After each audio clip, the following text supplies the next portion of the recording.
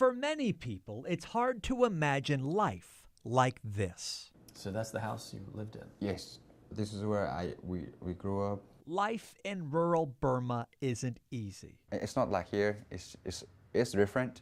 Especially for Christians. Burma is a Buddhist country where the Tang family was under constant religious persecution. Out of nowhere, military with guns just show up at your church, and then that's it.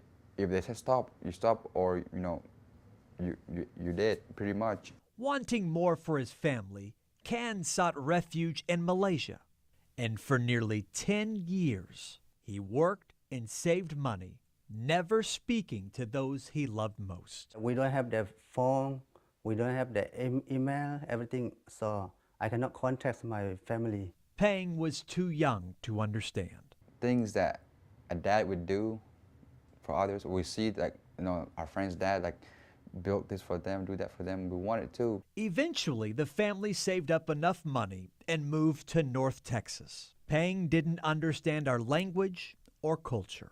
My first time seeing cars, we had to hide because we were afraid. We didn't know what it was. When you didn't know what a car was? Nope. Wow. So we jumped off the side road, we hid, so we were afraid.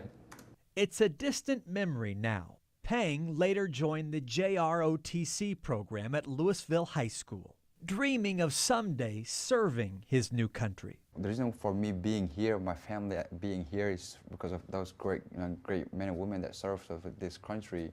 Because of that freedom they provide, I'm here. So I asked myself, if this is their own land, they give their life so that people from foreign country can be here freely. So I asked myself, why can't I do the same thing? Next week, he'll start that new journey at the Naval Academy's preparatory school. You can handle it.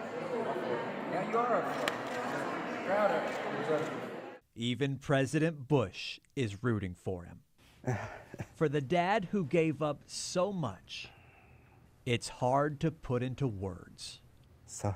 If you look at now, it was all along God's plan. Now we're here. Who would have thought a refugee turned American citizen would get an opportunity like this? This is where I say God answered my prayer.